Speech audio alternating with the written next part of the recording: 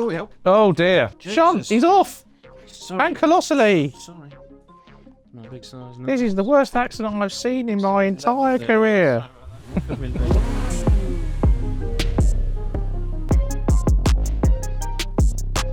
From Autosport.com and Autosport magazine, I'm Kevin Turner, and this is the Autosport podcast. Well, we're towards the end now of our series on the greatest races in World Championship history.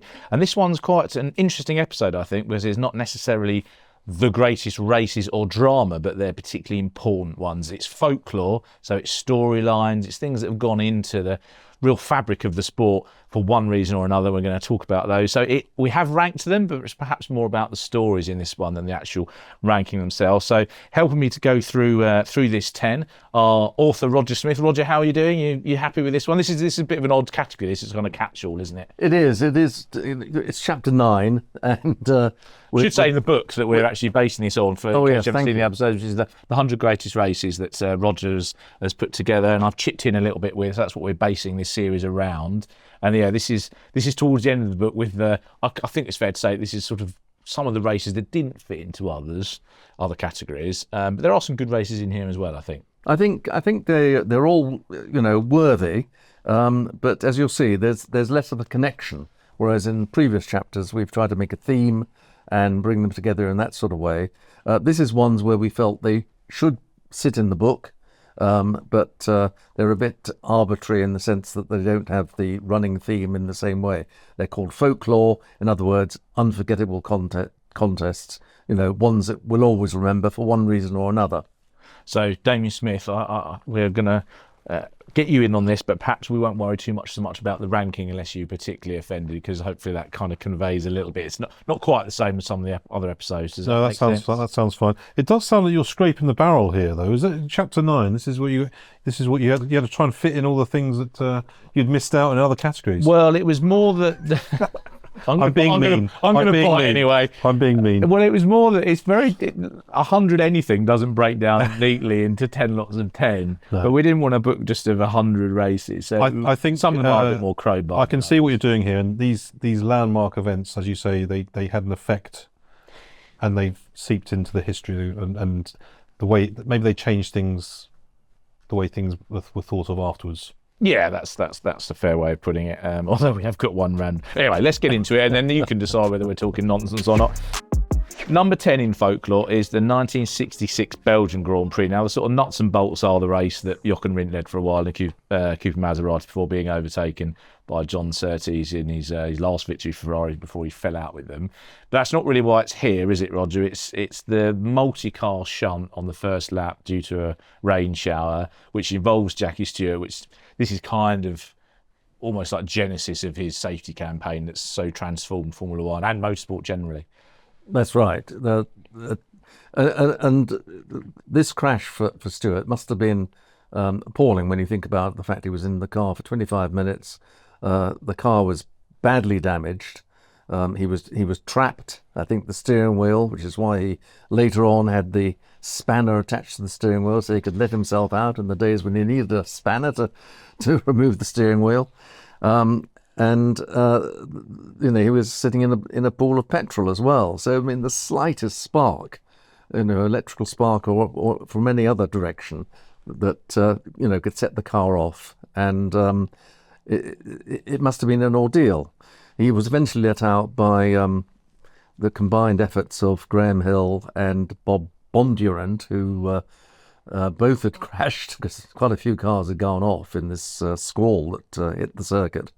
But it's always associated with the fact that this was the trigger for Stewart to start his safety campaign.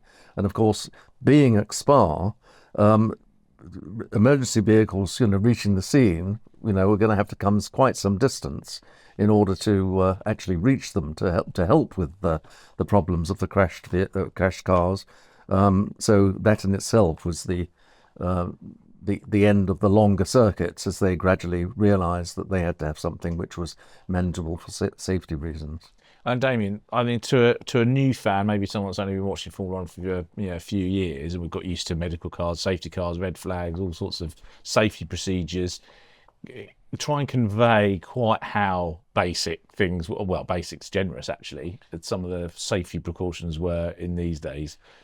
I mean, the fact he ended up in a field, first of all, kind of tells you something Yes. about the circuit, you know, Yeah. and that he took, you know, it was a fair drop. And I saw recently, actually, there was an old TV interview with Graham Hill. He's quite funny about it, about saying, good heavens, someone's gone off. And it's, you know, and he's down there in the field, and the state of the car, you know, it was banana shaped. It was banana shaped, yeah. And what must have gone through his mind sitting in there when he's trapped in a bath of fuel, basically, you know, absolutely terrifying. But he's talked about it a lot, obviously, over the years. The image for me that always sticks is with the bit he talks about when he was laid on what passed as a place to leave him. There was no medical centre. It was a concrete floor, and there were cigarette butts everywhere. And he was just lying there in shock, Yeah, you know, with whatever injuries. injuries, yeah. And then he's put into an ambulance, and the ambulance basically gets lost on the way to the hospital. And it's just Keystone Cops. The whole thing is ridiculous, and it's, you know, this needs to change. Yeah, but not atypical. That's the point. That it wasn't an unusual thing, was it? There, you hear about accidents and incidents in motorsport history prior to, let's say, the 80s. I mean, even during the 80s to a degree, but before that, and there's all sorts of stories like this. You're thinking, how did this happen? Yeah, I just But I didn't know any better at that point. It was Well, the things treatment, like of, this. treatment of Jochen Rindt at Monza, it was pretty shabby, I believe, Yeah. in the way that he was treated. I think we always have to be careful not to judge the past with modern eyes, with all the perspective we've got of, you know. But even then, I think it was pretty diabolical. And the fact that Jackie, being the intelligent man he is, he just recognised this is not acceptable, that anyone should be treated like this in what's supposed to be a professional sport, even if it was still a fairly, you know, before the big commercial revolution had taken over and it become the professional sport it is. It was still Formula One. It was still a Grand Prix, and it was just horrendous how his experience that day, and it stuck with him. And it you know, you can say that this is a good place to start in your list for Folklore, because this did change things. Yeah.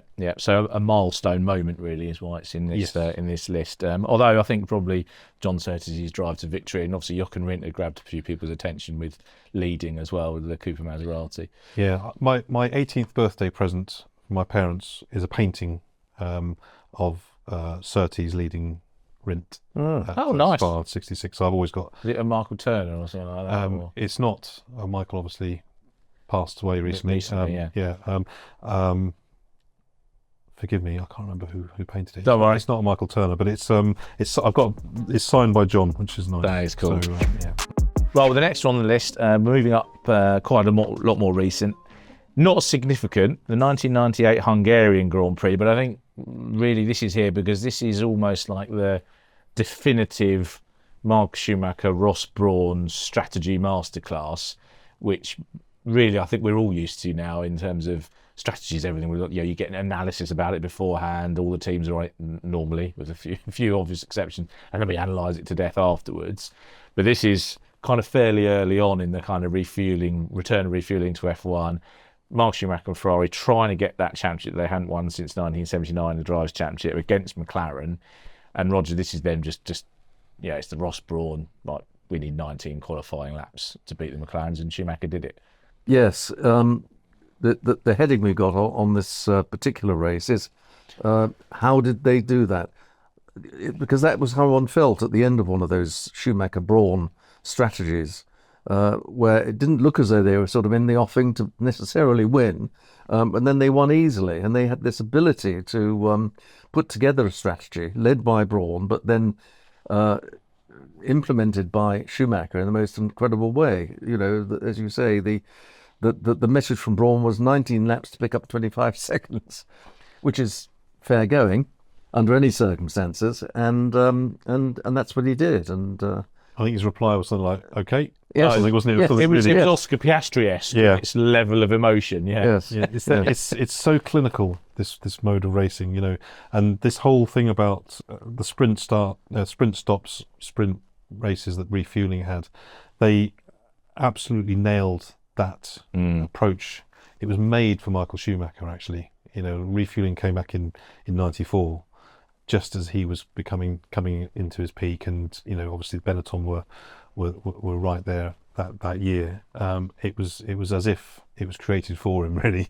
You know, it just helped him show again how much further ahead he was from everyone else. It's a little bit of a warning to those that want to bring refueling back, though, because there are a lot of races with not a lot of overtaking. So this is one of Schumacher's greatest drives that required not overtaking either McLaren Mercedes on track. Yeah, because it was. So basically, they qualified first and second. How are we going to beat them? If we do the same two-stop strategy, then we're probably not.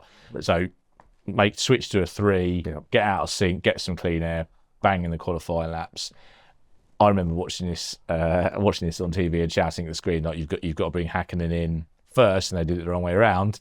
They brought DC in first, so he jumped him, and then they brought Mika in a lap later, who had been leading, and he jumped both of them, and that's when Schumacher had the clean air to put in the laps. But yeah, it typifies that era. I think is why it's here. I think at the time I never liked the refueling era personally, and I was very happy when it was left behind. I can't believe anyone would ever consider bringing it back. I mean, the optics are just terrible. Well, that's a good point. In a modern world, I suspect to have mid-race refueling. I'd like to know the breakdown of the people that would like to see it back, and how many of them will remember it from the first time around. Genuinely, because the races, a lot of them were pretty dull. I mean, the V10s. That I kind of get that a bit more. I mean, that's also incongruous to where the industry's going, but I can at least see the appeal of that. Oh yeah, refueling was always naff. Yeah. So I'm with you. You know, we all look back at footage from those days and the sound of the engines and how physical the cars were and how much vibration. Well, they move around so much more. Yeah, exactly. Although the groove tyres look rubbish, they still look. Oh, they still look. Oh, they were still rubbish tyres. They were rubbish to look at in '98 at the time, and they're still rubbish to look back on. When you look at, it got rid of Goodyear as well, didn't it? This sort of racing, it was hard to feel emotional about it at the time because it seemed quite clinical, because it was all about pit stops, but the sheer just consistency and the level that Schumacher was racing at in those, and how lap by lap how close he was in lap time to what he'd done the previous lap, and it was just incessant, wasn't it? It's amazing. I mean, Hakkinen deserves so much credit, the fact that he actually could beat Schumacher in those races, because the two of them together, they were a cut above, really. Yes, yeah. I think 2000 was probably the peak of that, and they were both properly in it to the end, weren't they? Yeah. But well, let's move on to number 8, staying at the Hungaroring, 2006 Hungarian Grand Prix, and this one. I mean, actually, this is a great race. This is a great race to go back and watch, because there's lots happening, Roger. But I suppose it's here really, partly because we wanted to get it in somewhere, but also because it's such a great storyline, isn't it? Of Jenson Button's career, rocketing into F1, looked like he was going to be the next big thing, and then years not really getting the chance to do anything. Yes, and at last getting the win, which happened from P14, carving through the field. And there's an added thing, which is the Honda aspect, because Honda had come back into Grand Prix racing, and this is, I think, only the third race that they won as a team. Will I be right in saying that? Mexico 65, Italy 67, and this one, that's true, yeah. So that had a sort of added aspect to it, because I mean, Honda's contribution to Formula One has been absolutely massive, and the fact that they haven't been, or have been less successful as a team, is perhaps a little surprising. But because one thought that once Honda had their hands on BAR, they would turn it into a winning team, and it took a long time to come, and that is part of the reason we put this into Folklore. It's just to sort of reflect Honda's contribution as well. It was a great race as well, wasn't it? It was another rain-affected race. Yeah, absolutely. I like your term folklore for this chapter now, by the way, because this is less of a milestone in the grand scheme of things. Although it was significant for Honda, it was pretty much a one-off kind of thing. But in terms of folklore, yes, brilliant moment for lots of different people. But from Button's point of view, I was lucky enough to see him early in his career. So I was working at Autosport, and I was doing that '98 season. Yeah, and I remember that season really vividly for seeing Jenson Button versus Dan Weldon, basically. and these two going at it, two of the great kart racers of that generation coming through into cars. Weldon was a couple of years ahead in terms of his experience, and Jensen was really green and was learning every race. He'd make mistakes, or Weldon would put one on him in some way, and he'd think, right, I need to change. And you could see him developing. It was a really interesting season.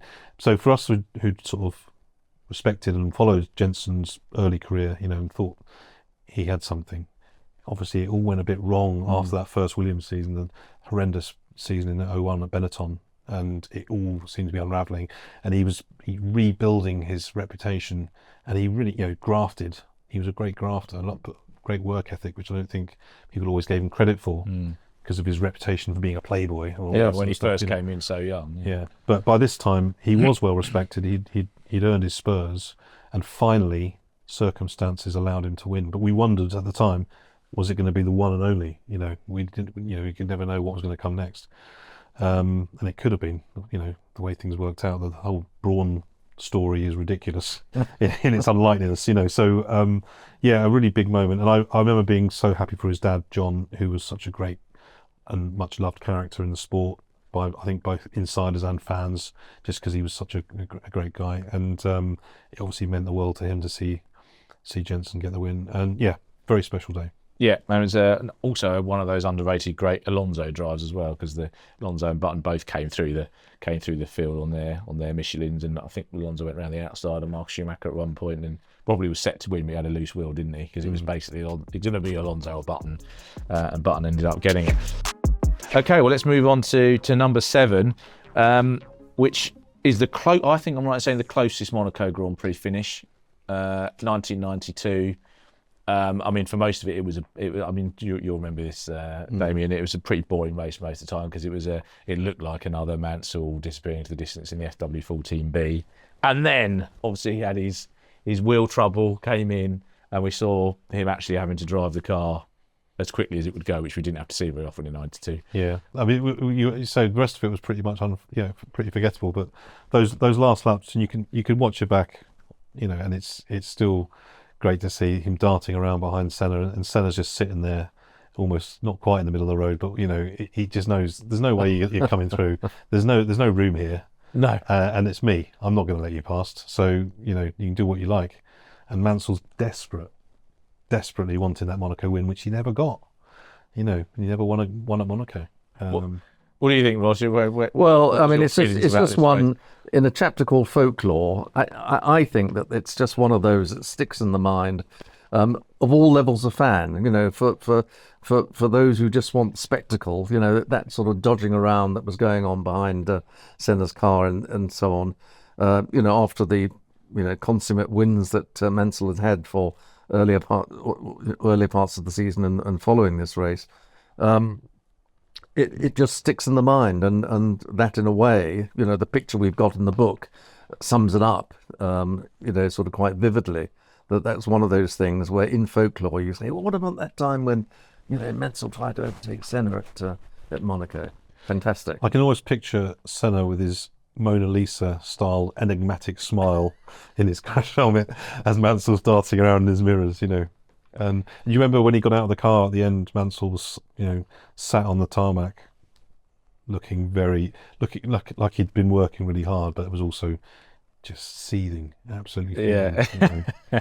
I would say the one thing against this is the fact that I would argue probably the greatest overtaker in F1 history with an enormous tyre advantage and a car advantage, not being able to overtake shows how ridiculous Monaco had got even by early 1990s with cars that are probably still 75% the size of a current one. But yeah, it's a fantastic spectacle. There's a point the width of those cars was 2 meters the same. I think you'll find, weren't they? Yeah, but you'd have to. But you got twice as long a distance to come past them under braking. They were a bit longer. No. But there's a point at I think it's the last lap of the penultimate lap where Senna virtually stops at the chicane. He's gone in a bit hot, and he's like, well, as long as I can just stay here, because Mansell has to wait for him to get back on the throttle. Yeah. So there we go. Well, we're going to stay with Monaco for number 6. A race so we go from a race that Senna did win but probably shouldn't have done to a race that lots of people think that he should have done but he didn't. 1984. So this is his first sort of wet weather showing, isn't it, in an F1 car. I don't know where to start with this one, really. I'll tell you what, should we go? Who do you think should have won that race, Roger? Well, I think that it could have been Senna, but there was another man, wasn't there? I'm trying to think of his name. Stefan Bellof. Now, he was later disqualified because he was driving an illegal Tyrrell, if I've got that right. And they're disqualified from and so on, the whole season, weren't they? But wasn't he coming through equally quickly, or perhaps even? He was catching Senna. Yeah, I think points, not consistently. So there were certain laps where it would come down, then it would level. But he was going as quick, if not quicker. So if you ask the question, who would have won, I'd just put a word in for Stefan Bellof as well, because if it had been left to run, certainly Prost wouldn't have won. Senna might have won, or Senna would have won probably, and Bellof might have won. What do you think, Damien? I've got a particular sequence of events in my head. Where you go first? Okay. Well, there is that theory that Senna had some damage on his car. Clobbered chicane. Clobbered chicane. So there is that, actually. It's quite a. Oh, really? I haven't seen it. Yeah. So there is a school of thought that he wouldn't have made the finish if he had run the full distance. Therefore, Bellof would have won on the road. Yeah. But then, who would have won if Bellof had been disqualified? Prost, who gets 9 points and wins the World Championship. There we go. So, that was kind of the sequence. The only other thing was that Bellof and Senna get together, and there's no way that they weren't going to crash. Yeah. Surely, those two young chargers. Prost is obviously quite defensive about this, but he makes the point that he had a brake issue. He couldn't drive as fast as he wanted to. The other interesting thing about this race is that obviously Jackie Ickx was the guy who made the call. The great rain master himself, as we talked about in other episodes. And he was. There's a phrase at the moment being thrown around by a certain Liverpool footballer being about thrown under the bus. The FIA threw Jackie Ickx under the bus completely. He was completely blamed for stopping this race and not restarting it. That it was red flagged, and the checkered flag was shown at the same time as the red flag. So that was the end of the race. Yeah. There wasn't an option about red flagging it, waiting for the conditions to improve. Basically, it was a pretty big screw up. But Ickx took the blame.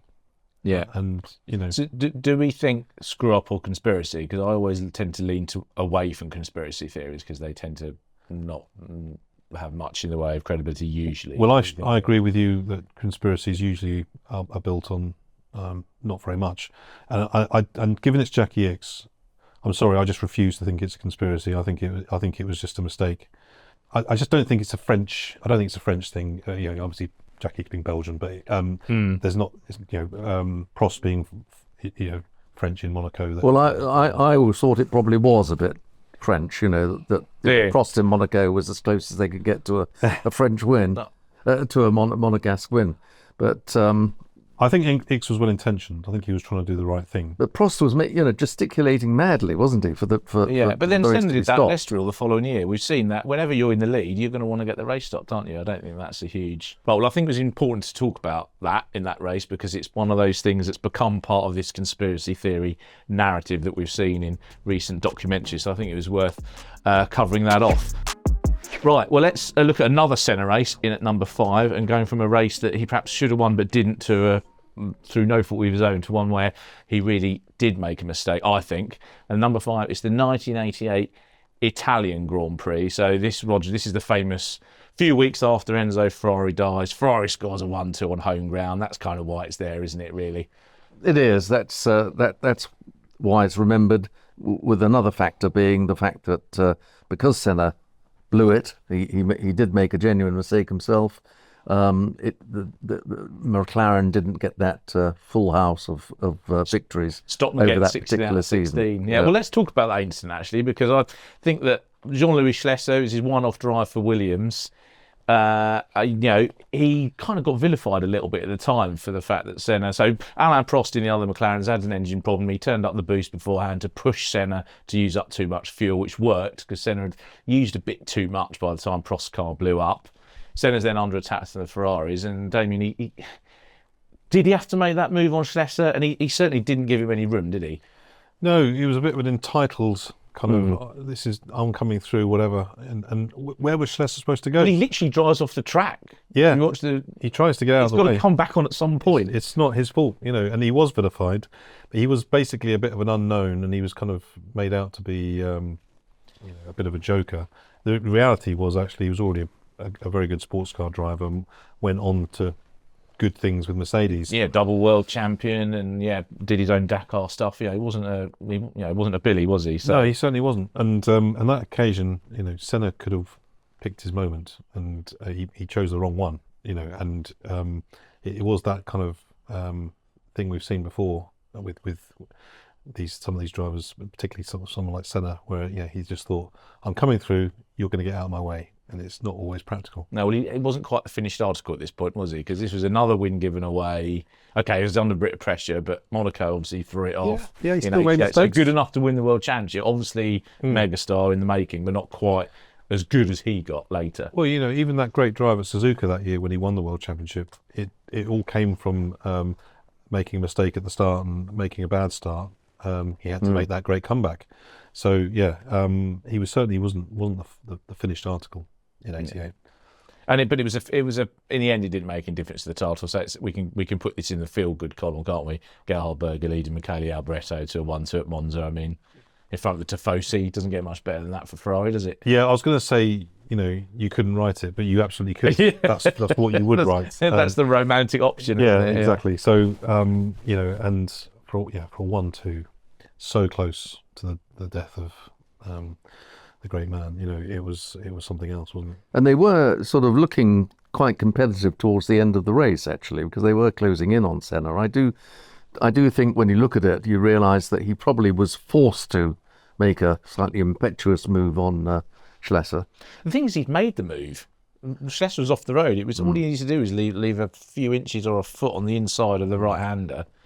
I don't think that would have cost him much time. Anyway, it's easy in hindsight, isn't it? He obviously didn't realise that he was still there. Steeped in folklore. Yes, quite. They're very good. Yeah. Probably not a great race, but certainly a sort of memorable moment entry, which I think can probably apply to the next one as well. Number 4 is the 1967 Belgian Grand Prix. So this is Dan Gurney again. Only 4 World Championship Grand Prix victories, but 3 of them were the first ones for the teams that he was driving for at the time. And of course, this was his own team. So, and it's what a great looking car the Eagle is. Yeah, I mean, I think we've agreed with Roger and I between us that it's probably one of the best looking F1 cars. Yes. Certainly a contender. And the name with the look, that sort of eagle beak was so great. And the V12 Westlake with those long exhausts at the back sort of gave it that sort of look of speed almost. And it was just a lovely looking thing. What a couple of weeks for Gurney, coming off the back of the landmark Le Mans win as well for Ford. So you win Le Mans, you spray the champagne, first time where that had been seen, start a new tradition.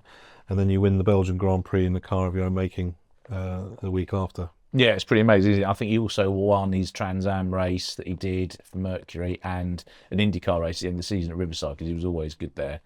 So it was. I was fortunate enough to speak to him about 1967, and it was his not a breakout year. He was obviously an established star, but he won in lots of different categories that year. So like Clark's 65, but not quite as high in terms of winning the big stuff. But another one of those wins that, I mean, the thing I like about this is that Jim Clark and the Lotus Cosworth DFV, fastest car driver combination of the season once it was up and running. But even though he was doing a recovery drive after an early delay, Gurney still lapped faster than he did. I think Eagle Westlake could get to that point, but usually lost power during races.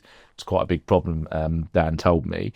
And this is also memorable, this race, for Jackie Stewart holding his H16 BRM in gear to finish second. He did lead for a while, and you think this is just a year after that big accident that we talked about at the start of this episode. So again, adding to his credibility by doing that sort of performance. Yeah. And Dan was a driver who one always felt... how many, was it 5 wins you said he had? Or 4, 3 different teams. And, you feel that's a fairly modest number of victories for such a driver, who Clark said was the only driver he actually feared. And yet, we got a situation there which if he hadn't made the move to Eagle and had stayed with Brabham, which he's probably more likely to do, he could have been a twice world champion in 1966 and 1967. Yeah, he was certainly good enough to do it, wasn't he? Right, well, let's move into the top three then. So number three, completely different type of entry, really. This is one of those technical innovations. The 1978 Swedish Grand Prix, Brabham fan car, BT46B, huge sucker on the back. Everyone loves the car. It's a genuinely iconic car, isn't it? I'm not sure it counts as a great race. On the face of it, it's a duel, isn't it, Roger, between Niki Lauda in the Brabham and Mario Andretti in the Lotus, but I'm not convinced it was really. I think Lauda was playing, wasn't he? Yes, I mean this is a race that speaks more to folklore than possibly to greatest races, but it should be in folklore because I think the Brabham fan car was extraordinary. That an answer to the ground, to the Lotus successful Lotus ground effect car coming up with a technically different approach, and actually being able to win on its first day out before it was agreed to be banned. Well, that's the thing, Damien. It was sort of, it was agreed not to be run again rather than sort of straight banned. There are some designers who think it shouldn't have been allowed to run in the first place. So where do you sit? Do you think that was probably the right? It was a victim of politics in a way, but also it's probably the right decision, wasn't it? I think it was a sign of Bernie Ecclestone seeing the bigger picture even at that stage. He was the Brabham boss, but he was also already galvanising the FOCA teams, kind of leading the sport into the future. Understanding what the value of F1 could be. I think so, yeah. And I think he understood that it was too damaging. It was going to cause too much division, too much trouble, and a lot of expense for all the teams who would suddenly have to design fans for their own cars mid-season to compete with it. Because that's the thing, the shape of the 78 season would have been fairly drastically changed had that car raced on. Well, I think it would have changed F1 generally because the amount of downforce it created would have made circuits unsafe almost instantly, I should think. And I think the drivers had it badly when ground effects got up and running. I'm sure it would have been even worse with these. So it's probably the right call. I think Niki Lauda said it was his easiest win. Yeah, and I think it's interesting talking to John Watson about that car because he was Niki's teammate, of course, that year at Brabham. And he still gets quite annoyed at the stuff that was, he uses a rude word about what Mario Andretti was saying about it, saying it was dangerous that it was throwing out stones out the back and that it was causing danger to the other drivers, which he didn't entirely agree with, I think it's fair to say. And part of the politics again, isn't it? Yeah, I mean, Andretti was playing the game, and he was working with Chapman, who knew how to play the game better than anyone. And Ken Tyrrell was very annoyed. Ken the Tyrrell 008 had been designed initially as a fan car, different type of fan, but with the same sort of theory. So it wasn't, the thinking was there, but Gordon Murray had nailed it and got it out there to great effect. And it would have, the other teams were furious for obvious reasons. Well, yeah, and Tony Southgate also doesn't think the car should have run, but that might have had something to do with the fact that Riccardo Patrese finished second, and that would have been Arrow's one and only World Championship Grand Prix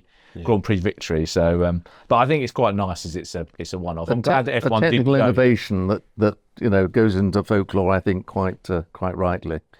But these days we get innovation in Formula One. Every now and again it still happens, but it's minutiae. It's really small detail. Quite difficult to understand sometimes. It's hard to explain. And in that era, that 1970s, that was very in your face, wasn't it? Well, another one, having six wheels. We actually haven't got that here, have we? No, I was going to raise that as one that I think the six-wheel Tyrrell. The 1976 Swedish Grand Prix, so 2 years before. So look what I was saying about Austria earlier on. Sweden seems to have slightly weird things happen.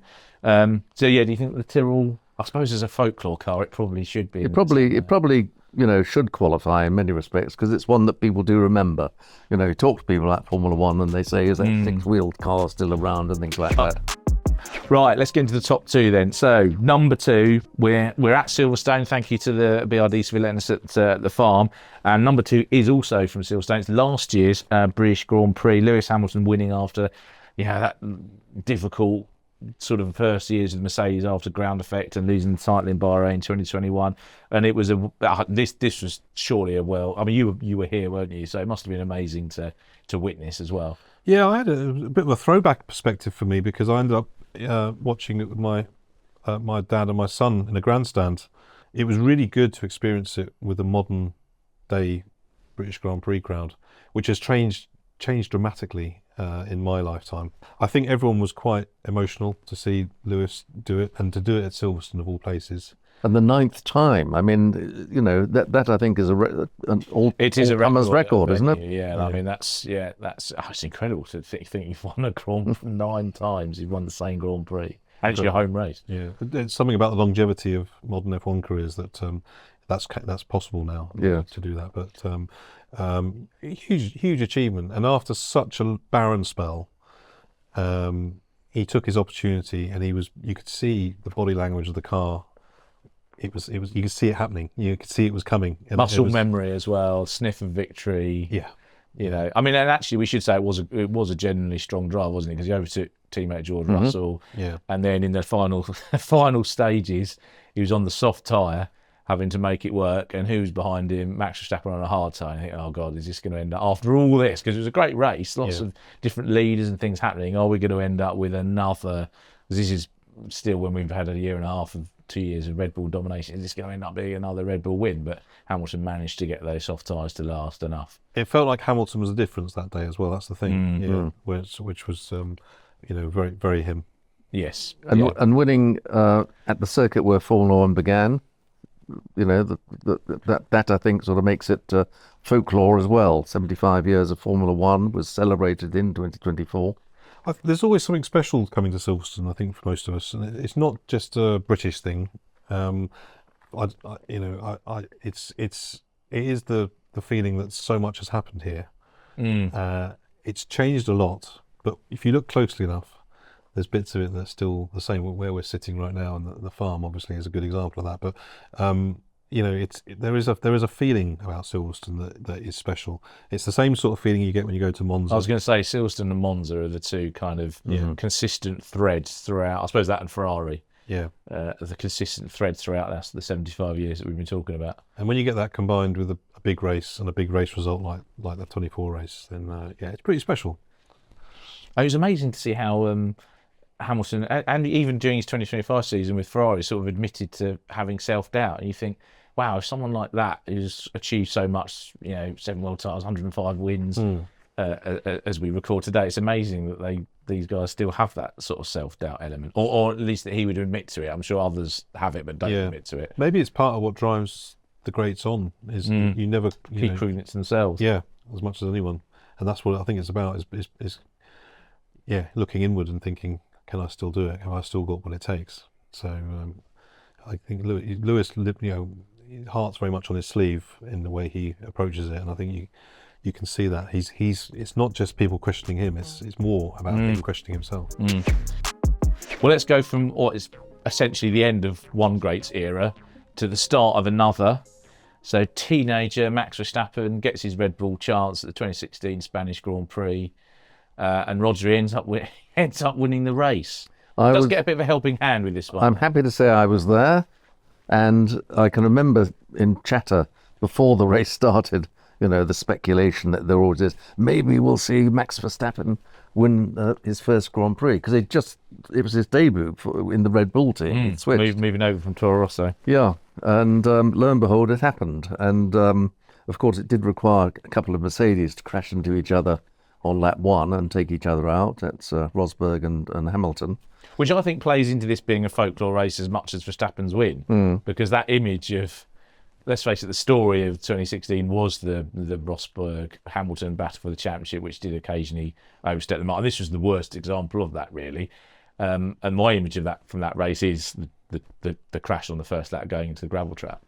Is that fair, or do you think Verstappen win?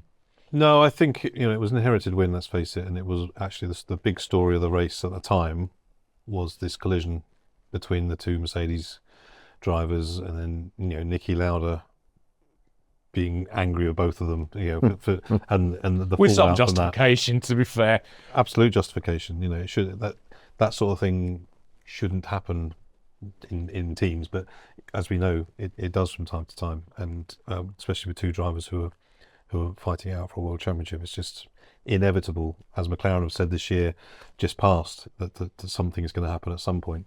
But even though he inherited it, huge achievement, it was a huge landmark.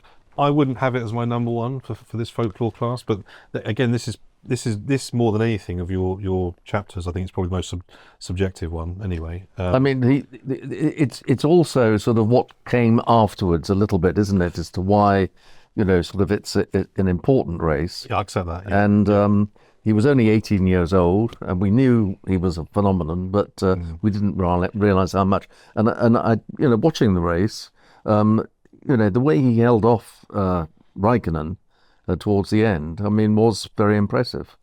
It was, but I must admit, even while I was watching it, I was a bit frustrated with Kimi Raikkonen, because you know how you get you can read body language, can't you?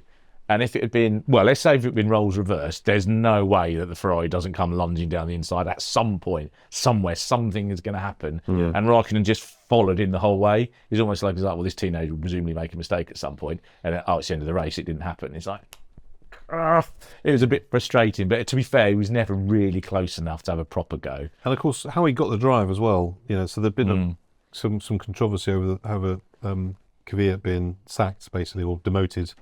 Back to the B team, and that Max was then swapped into the A team, and it was another example of ruthlessness at Red Bull, and how tough it is and how you're judged on almost per race.